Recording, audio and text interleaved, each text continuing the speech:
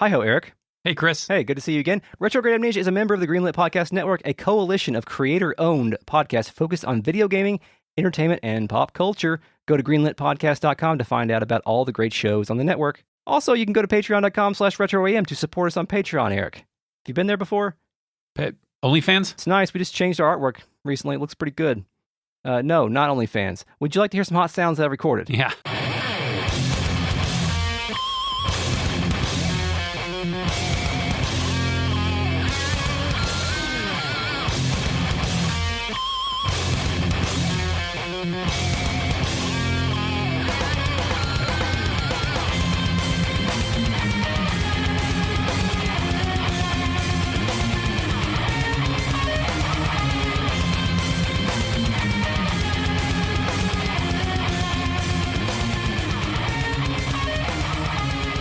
Welcome to Retrograde Amnesia, a comprehensive podcast where we discuss classic JRPGs, chapter by chapter, beat by beat. In this series, we are covering Chrono Cross. Tonight, we move toward the ancient dragon of legend to gain divine enchantment and discuss whether humans or dwarves are the real virus. My name is Chris. I'm joined tonight by Eric. Hey, Eric. Hey, Chris. Hey, we're back. Also, we are joined tonight by the Real Net, a collective of patrons who are listening to us record live. You too can join at patreon.com/retroam. We are also joined by the Fake Net, our post-production AI companion, who shoots linear rainbows out of her eyeballs. Okay. Initializing fake net. What the hell does that even mean? I don't have eyes, and I would be willing to bet neither one of you have balls. Great. Thank you, Fake Net. I'm sure we'll be screwing some stuff up tonight, so thank you in advance. It's not like I have a choice, Christopher. So, let's recap last time. We did our pirate ship diversion, and we need to talk to the water dragon in order to get gear to let us pass Mount Pyre. I don't think this is necessarily essential, but it's something we should do, right? Yeah, you can actually skip this entire part, but we're going to do it. To get to the water dragon, there isn't one in this land, but perhaps there's one in a separate land. Yes, we've learned that the current water dragon does not exist because we have taken a little bit of a detour there, I think, to find a piece of skelly or something earlier in the game, so we know that place has just become basically a dig site, right? Yeah, it's big, brown, and empty. And in my game, I've chosen to save Kid, and I've got the Astral Amulet. I can go back to Homeworld whenever I want. Chris has not yet gone back to Homeworld because he left her ass on the gurney. Yes, I did. So I've got to go check on her. I don't have to. I can just go straight to Mount Pyre and just deal with the lava, but... Chris goes back to Guldove, where he's been ostracized. Yes. So I arrived there, and I immediately went into Doc's hut, lab, whatever. Doc's peace farm? Yes. His pot? Yeah, indeed. Like cover business? Indeed. When you get into the room, the music fades out and Bound by Fate begins to play. It's an incredibly sad and foreboding song. This song wants to tell you that Kid is dead, but Kid is not dead. She is not bound by fate? Nope. Glenn suspects that Kid might be gone, and then Serge approaches her bed and does his Shinji Ikari fist where he squeezes his hand. Yeah. And then Skelly tells Mr. S, is what he refers to Serge. He says, Mr. S, it's very not respectful. Your fault. Yeah.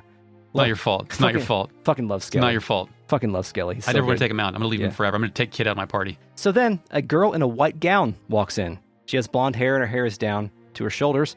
Paradise begins to play. That's the Salt and Pepper song, or the wacky song. Oh, you mean Optimism? Yes, also, yes. I think that played in your Kid sequence as well. Sure. And it's Kid. Her hair's down, and she's wearing a gown. Whoa. Yeah. Cool. Yeah. She says, "What are you guys all doing here?" And she wants to know what's with the astonished look on our faces.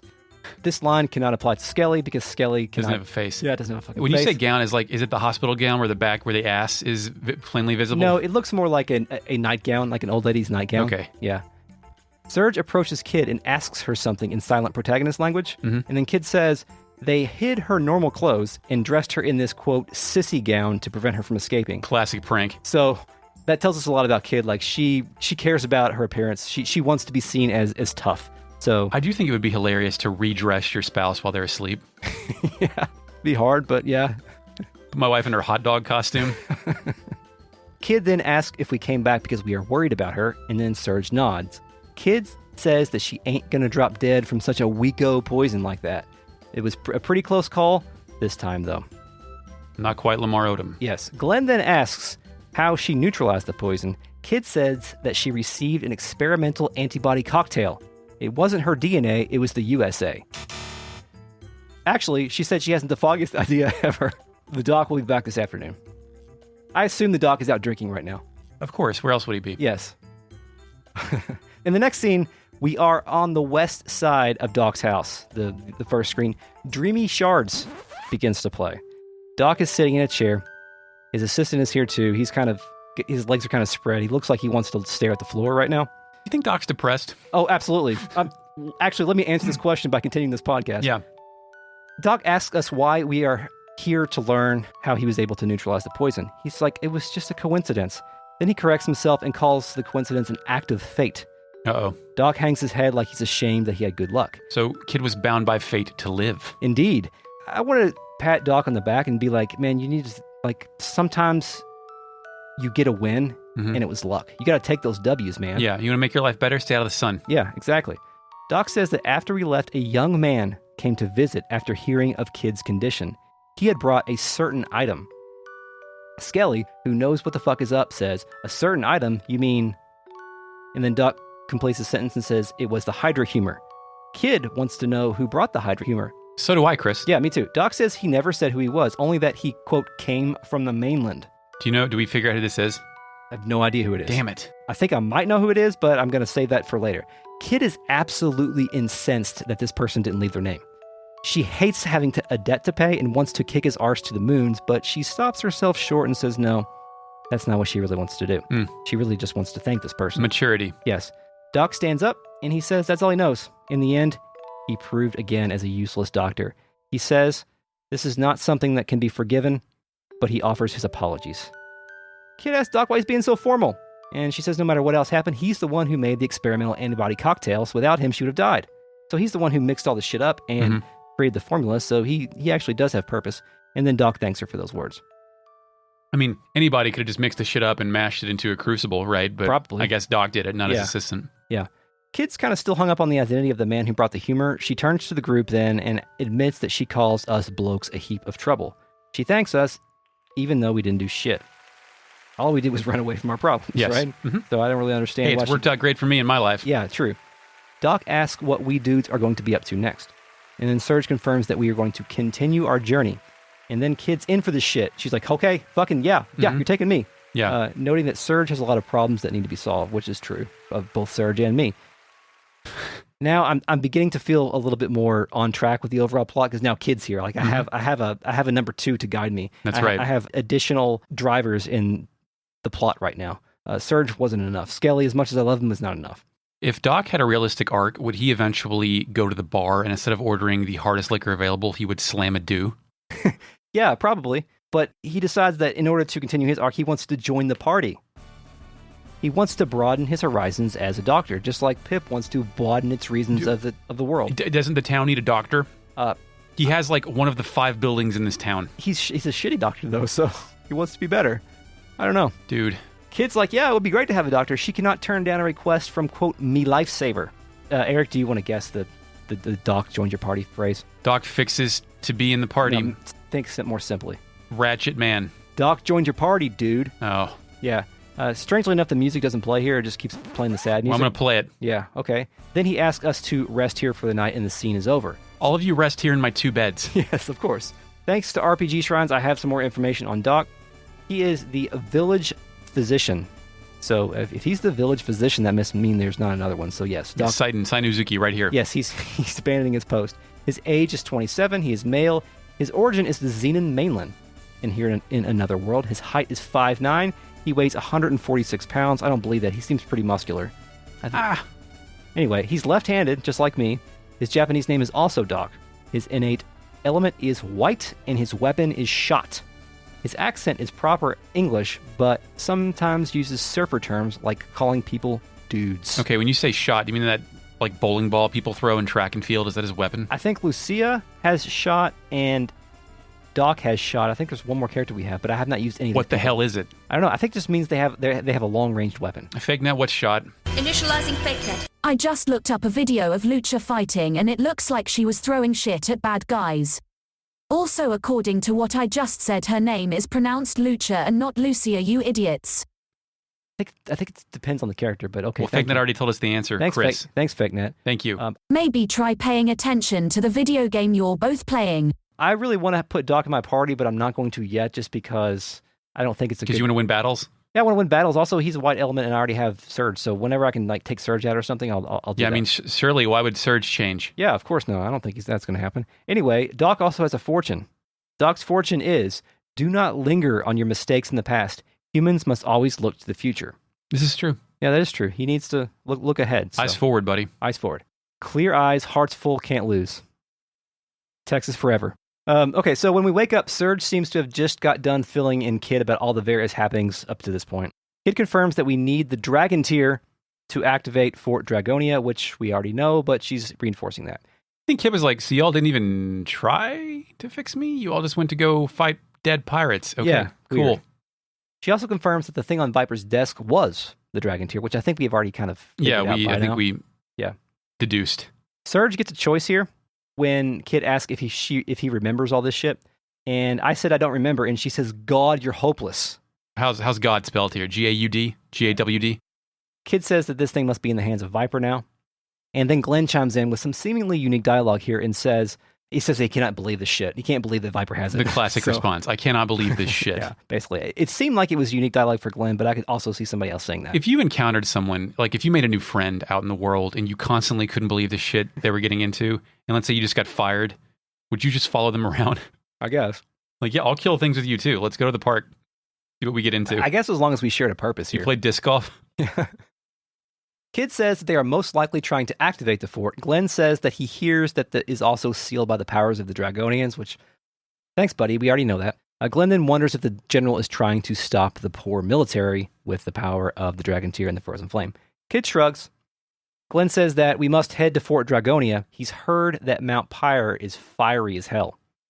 Well, I'm glad he got some of the briefings. Yeah, and Skelly then reminds us that Fargo said we should meet the Water Dragon to get an enchantment to go through Mount Pyre. Except, well, there's no water dragon anymore, guys, which we know, but they're reminding us of these things. And then Kid steps forward and reminds us that Serge holds the key to our problems, which is a lot to kind of lay on you, you know? Yeah. And Serge shakes his head. Kid reminds us the village shaman mentioned the land of Genesis. And then Skelly asks if Kid is talking about the world that Mr. S comes from. No, he's talking about the Mega Drive. They call it Genesis. Of course, yes. Kid confirms that her astral amulet is the other key to this problem.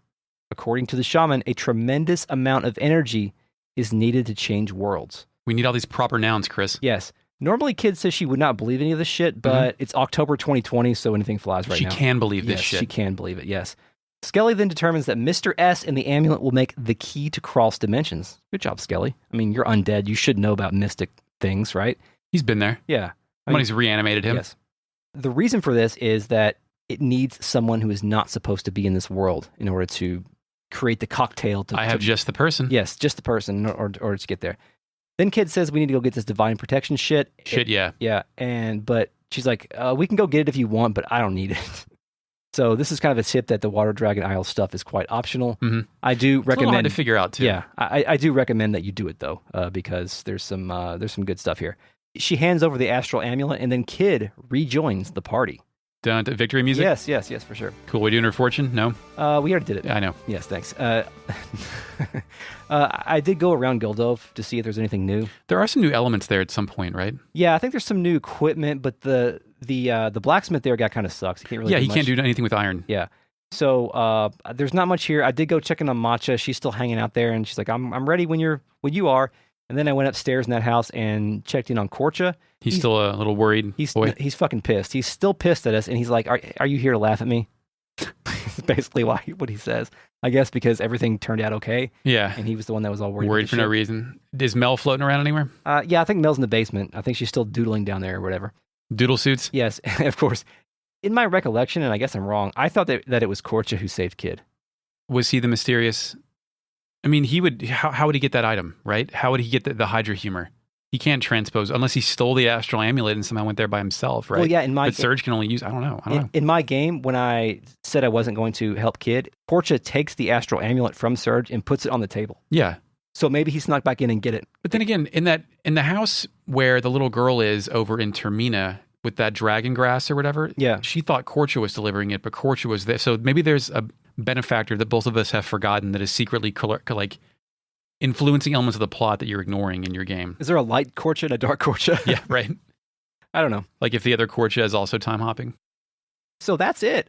We are good to go. I did stop by Termina briefly because I wanted to go make sure I had enough iron weapons because I didn't to upgrade Kid in case I wanted to use her later. And armor. I didn't at first. I kept Glenn and Skelly, but I stopped by Glenn's house, his old house. Remember where those, right, of course, where those brothers were fighting? Mm-hmm. And there's that lady in there that is talking about the boys fighting, and she asked Glenn if he would help get them to stop fighting. Mm-hmm.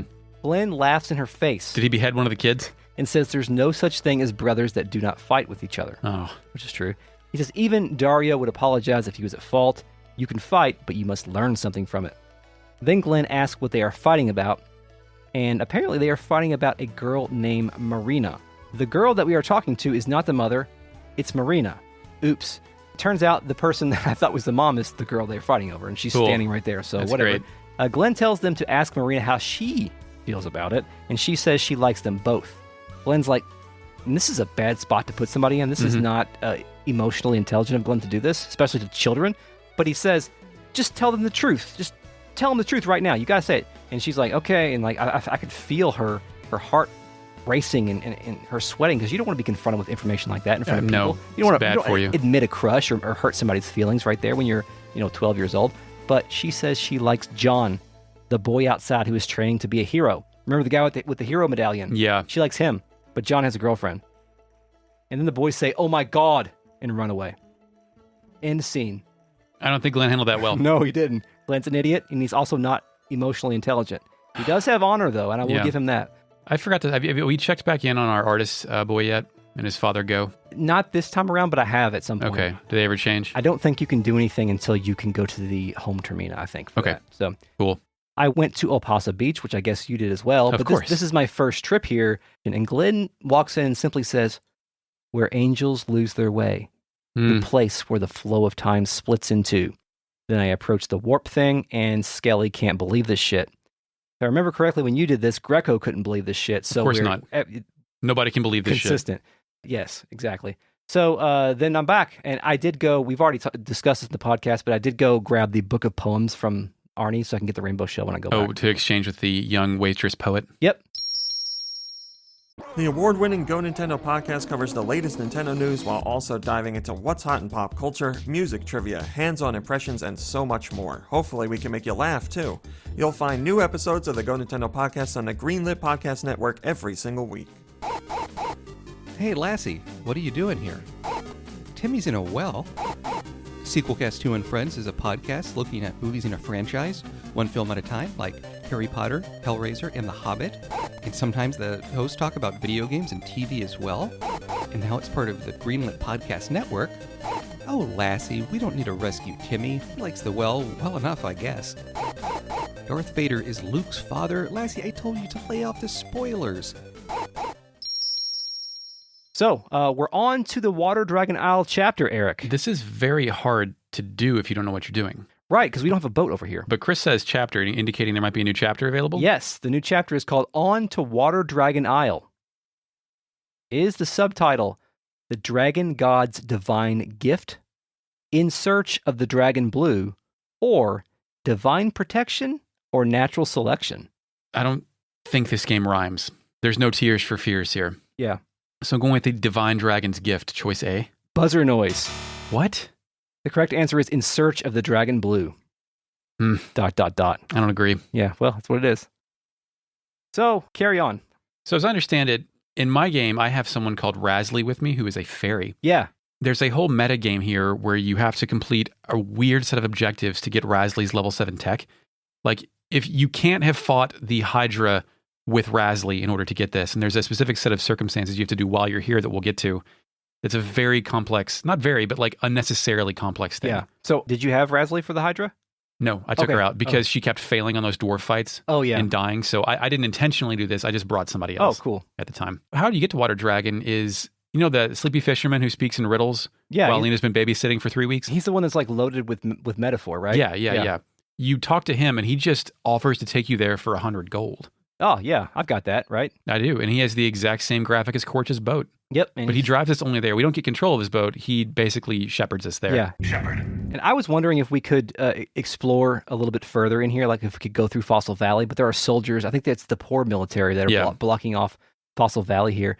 You can also go like to this waterfall area that's kind of hidden between the Hydra Marsh and the Fossil Valley. Oh, yeah, what's there? Some caves, some weird caves and some dragons etched into stone. I assume that we're going to go there later. So I think it's called, I don't know what it's called. But anyway, we'll check it out later. There was nothing there important at this point in time. So we get there. He's like, I'm going to go fishing while you guys go take care of this. Yeah, he says he doesn't see any of the usual fairies dancing around the pond. Yeah. He's like, we need to go find out more from the fairies that live here. So Water Dragon Isle is verdant and beautiful. It's like in Terra Nigma when we revived plants. Yeah, indeed. We've actually seen the before and after here because we've been to the one with no water. Right, and it's all these brown and dead. Yeah, and this place has no music, though. It's just all water noises, right? Yes. The entire center area is composed of aqua-colored water, and we move around by hopping on lily pads and using them as people movers. Mm-hmm. We look out for the Aqua Ball and Ice Blast chests. Yes. Both very important for when we go to Mount Pyre later. This is laborious, and I get it, but it's kind of, especially when you go back and you forget how to leave it, you're just moving around these things. It kind of sucks. You can also find some iron behind the waterfall here, too. Yes. The second screen, though, as soon as we enter Edge of Death, the boss fight music plays. Actually, I think it's the regular battle music. Cyclone or whatever. Gale? You could be right. I could be right. Who You're knows? Probably right. Yeah, the battle music starts, and the Buckethead Nosemen dwarves are all over the fucking place. They are amuck up in this bitch. Yes, this is my first encounter with them, so I'm excited to be able to fight them. Dude, yeah, they're dancing on fairy corpses. Yeah, it's beating the shit out of fairies. Not great, yeah. Chris, Rasley can't believe this shit. How many different pieces of fiction have it to where the dwarves are just bloodthirsty villains? Not very many, right? I don't think so. Usually they're just kind of the race, the underground subterranean race that is like really good at building obscure machines. Yeah, and they're usually kind of like, especially like Lord of the Rings, they're kind of neutral. Yeah. And here they're just terrible. Mm-hmm. They don't appreciate humans being here, and they are going to kill us. The dwarf chieftain speaks. Yes. He can't believe these humans hi-hoed in here after they massacred the fairies. Hi-ho. Hi-ho. Quote, "Look at this isle. It's beautiful. A perfect fit for our new home. Too good for them, these damn fairies. You humans taught us that the world is built on the dead bodies of other species. Now, hi-ho away with you along with these fairies to the deeps of the sea." Then they enter the door at the very back of the screen, the same door that is iced over in another world. Yeah. So later on, they keep telling me that it's my fault that I evicted them from Hydra Marshes, and that's why they're here. Yeah. In your game, they're just here. Right. You don't know that they've been kicked out of Hydra Marsh. I am thinking that whoever saved Kid sent the Hydras into the same extinction. world. Yeah. I haven't gone back there and checked, though. So you all have not escaped fate. Right.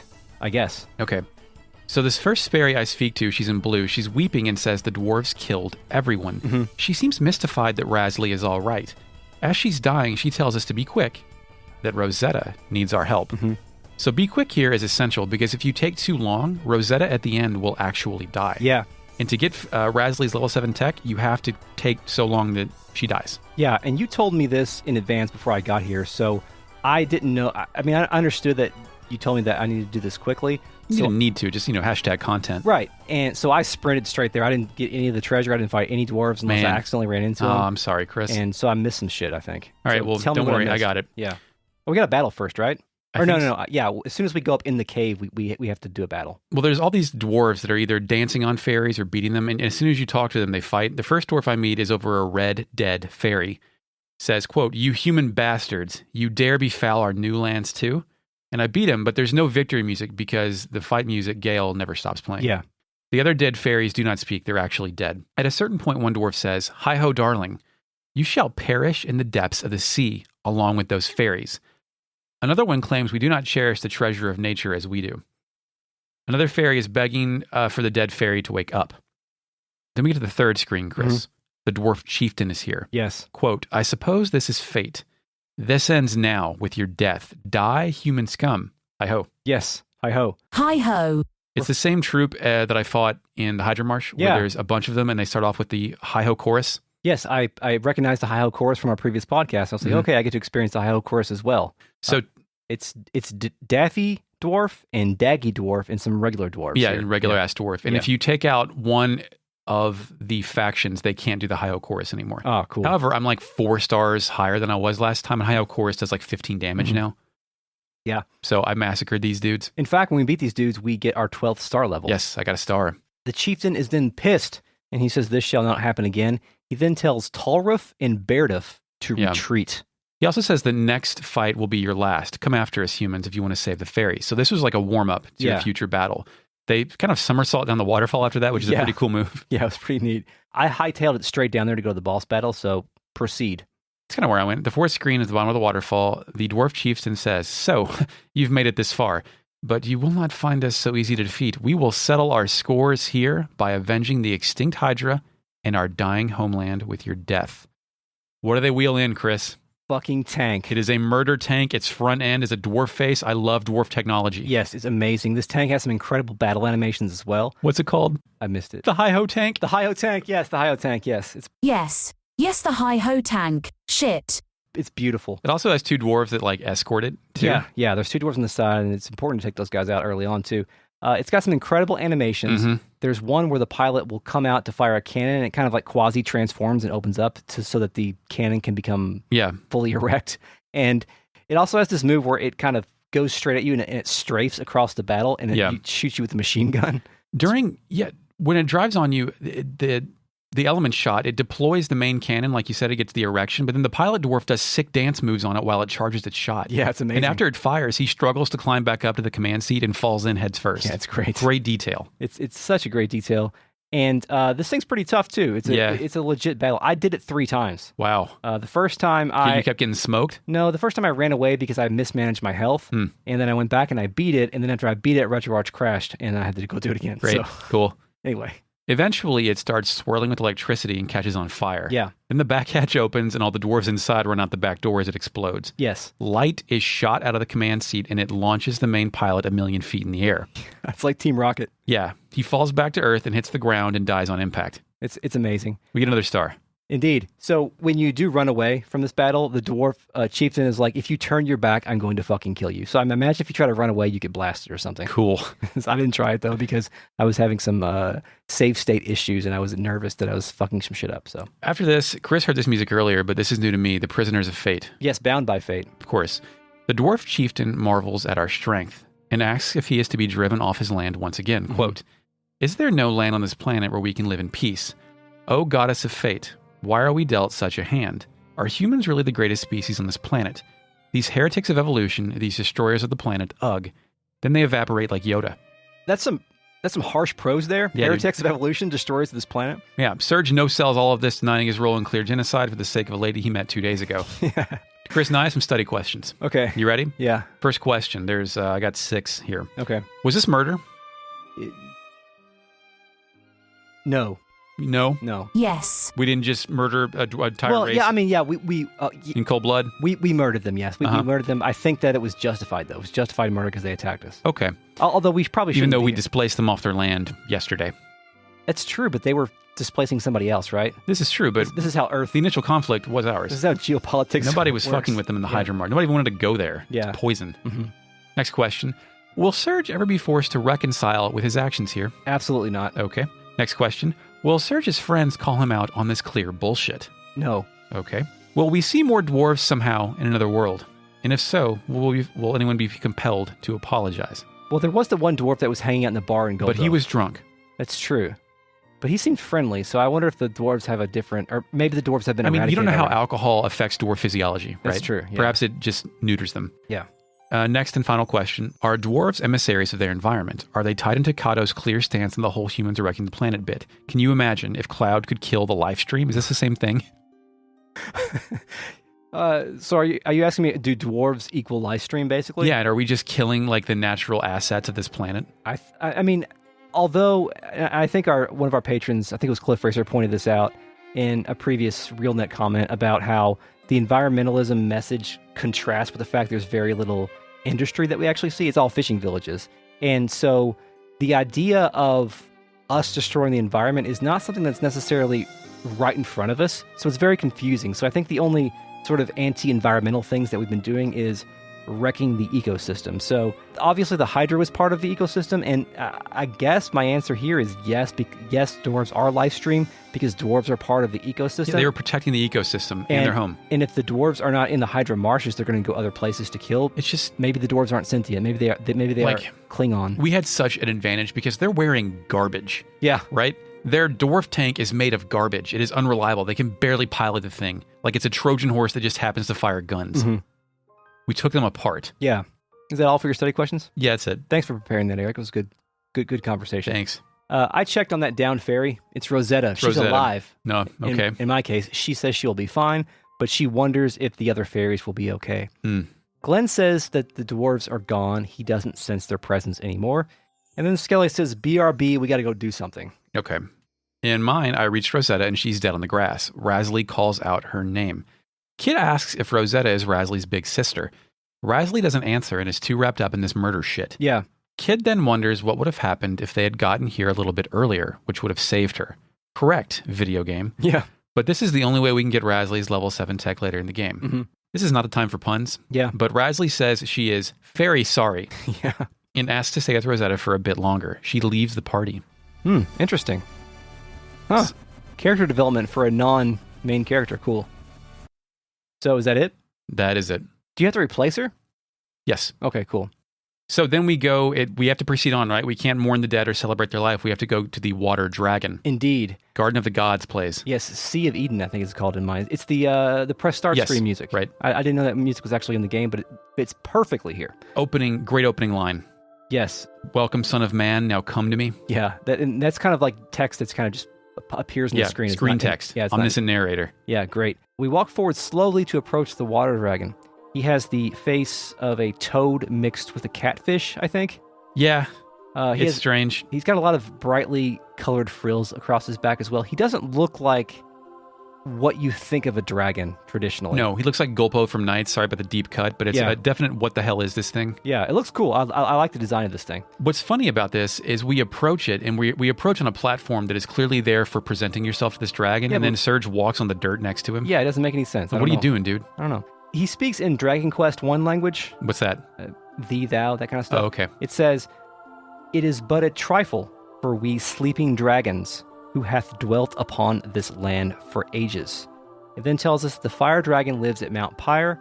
Unless thou quench his red blazes, it will prove a difficult journey. I think he mentioned there, like, he's like, hold on, man. I know why you're here. You don't have to explain yourself. Mm-hmm. So it has an all-knowing, an omniscient sort of presence here. A blue sparkle emerges and engulfs Serge. We receive ice breath. Yes, he tells us, the son of man, to take this. And we get that. And then he also gives us his subordinate. Frog Prince? Yes. What's this? It's an element, but it's a summon. Oh, I didn't use it yet. Okay, yeah, well, cool. The one thing about summons that I didn't realize until recently is that you can only use summons of your same innate color.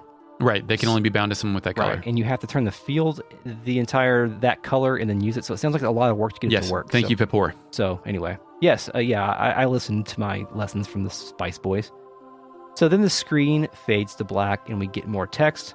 It says, "Wilt thou change the world, or wilt thou change thyself?" Really makes you think. I know. "Wilt thou live on with thy mother planet, or wilt thou turn thy back on the planet and tread another path?" Oh man, choices, but we can't make a choice. Exactly. Is the dragon implying here that we're in the middle of some sort of zero-sum game here where we have to make a choice? It's Serge versus the planet? Like, choose yourself or choose the planet? I haven't been presented this information to this point, and I'm very, very confused. I think he's bullshitting. I think it's this game is inconsistent. The Chozo statue is speaking. Yeah, we did not ask for this particular responsibility. We are only here to solve the mysteries of the lore surrounding our death and non-death, right? Yeah. We're not here to make a decision on whether or not the planet survives. We're only here to do that, and I don't understand how this responsibility is being thrusted upon us. I hope this has a better payoff later, because it sort of comes out of nowhere. Mm-hmm. Afterwards, we're back at the first screen. Yep.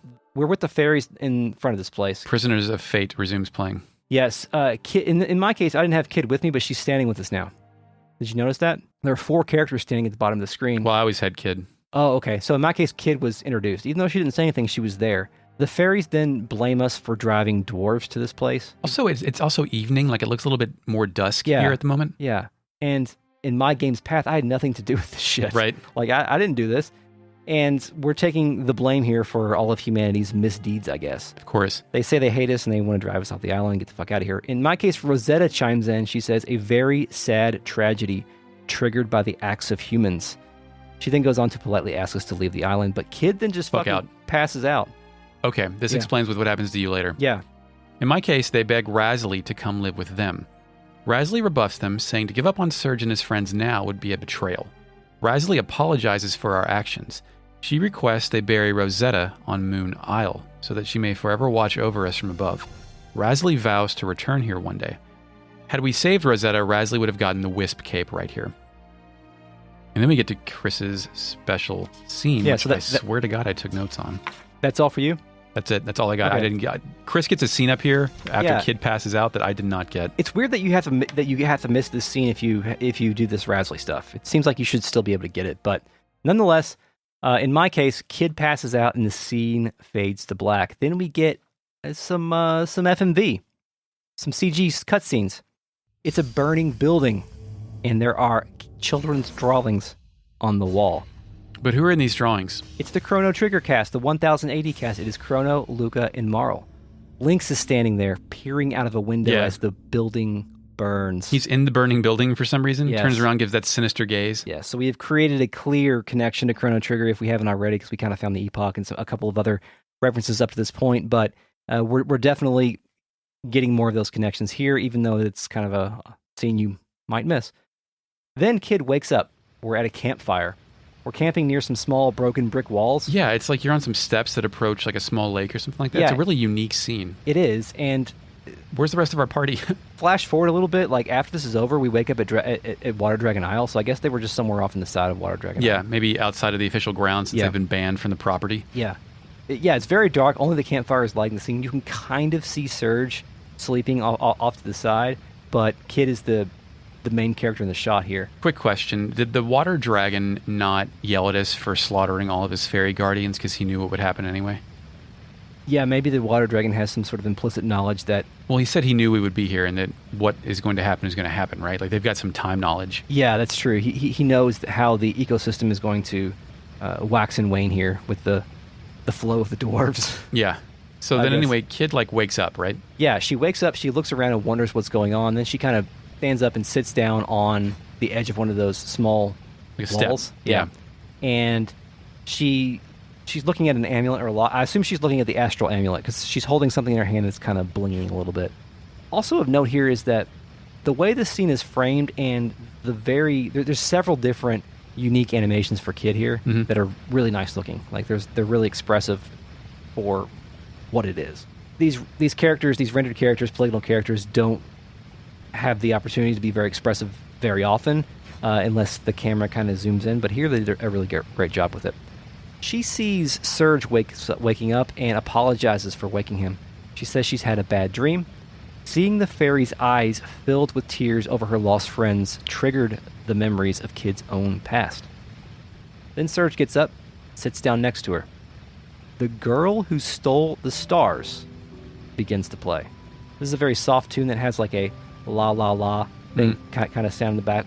It's deep in the soundtrack. In the background. I think it's Kid's theme, right? Yeah, I think you're right. I think this is absolutely Kid's theme. I don't know when we're going to hear it again, but it seems like it is. It kind of lingers there, and it's very soft, but eventually kind of shifts into a sad tune, which kind of maps to Kid's background. So, Kid then goes to tell some shit. She explains to Serge that she was once an orphan. She was abandoned when she was a baby. Someone took her in as if it was her own little sister. Kid says that she's here alive today because of her.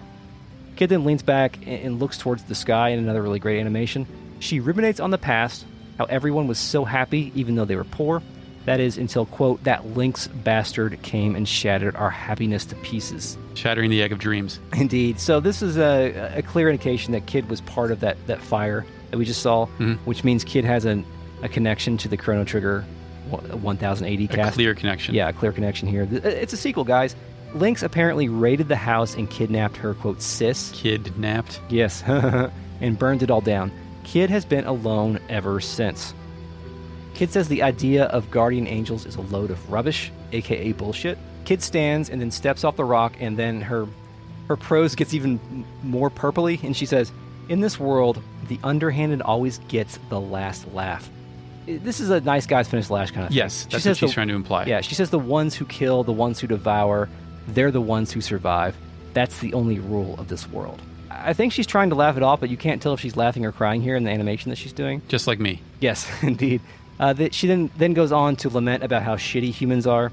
and she resolves to abide by this world's rules and do what she's got to do despite the hand she's been dealt. Do you want to power rank characters based on level of assumed depression? The sad power rankings? Yeah. Yeah, Doc Kid Greco. Okay, got it. All right, good. Do we want to hold that later? Let's see. What power rank? I was thinking about putting Dwarf Chieftain up there, to be honest, but on the top three characters? Maybe. So the top three characters right now are Zoa, Harley, and Greco.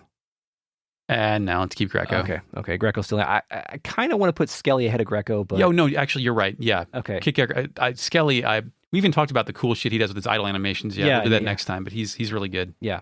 Juggler vein. So I want to talk a little bit about what kids shit here. All right. All this stuff she said is all good and well, but this game, again, it hasn't shown us much of humans are the real virus stuff. Mm-hmm. Like, they've been telling us that, but they haven't actually shown us that. The game continues to deliver this weird, abstract environmentalism message and also speaks ad nauseum about the destructive nature of humans. But the only bad stuff we've seen really is like a panther guy doing bad things, right? Yeah. And us doing some bad things, but it's not... Oh, some. Yeah, genocide is some. Well, it's not as poignant as maybe they're making it out to be in the subtext of the game. Of course, Kid will make sure that bloody bastard pays for what he's done, and then the scene pans upward towards the moons, plural, and fades away. We wake up on the first screen of Water Dragon Isle and get that boat guy to take us back. Did you do anything in Arnie while you were there? Just grab that book of poems. That's it. I did stop by Cape Howell real quick and read the grave thing, because Serge isn't dead here. But that grave thing is still there. Cool. It says... I'm not changing these assets, sorry. Yes, it says Serge and Lena forever. Okay. Yeah. That's what, I mean, whenever my wife and I vandalize graveyards, that's what we... Mm-hmm. Yeah, sure. Let's check in with the Real Net. Initializing Real Net. SSD Ninja says Outer Wilds Game of the Year for several years. This is true. Yeah. How about the physical version? Thank you. My friend Dragonzord says COVID is the real-world version of Bad Breath from Final Fantasy. The marble thing that gives you every status affliction possible. Yes. My friend Dragonzord wonders if the young man Doc is talking about is his drug dealer. He just hallucinated. Yeah. Actually, her immune system just fought it off. Yeah, I just kind of got high as hell.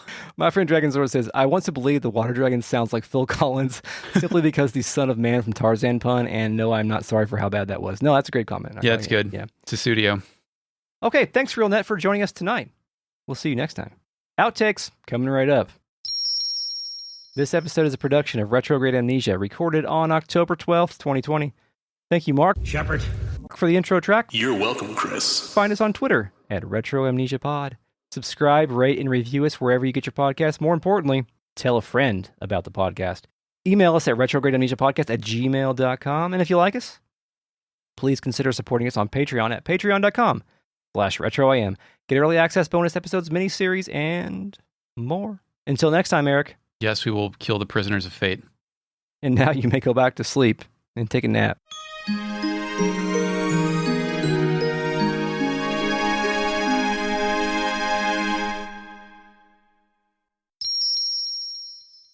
That game's so fucking cool. Yeah, we'll talk about it later. Oh, that's so cool. Like, if you're mainlining that in Kentucky Route Zero, in my opinion, you've got the best of 2019 and 2020 in succession. Yeah. Recently, I found out a tweet that said, since the Muppets have forward-facing eyes, they're all predators. Okay. It's true. Yeah. Right, Eric? You look confused. Eric forgot his water dragon notes.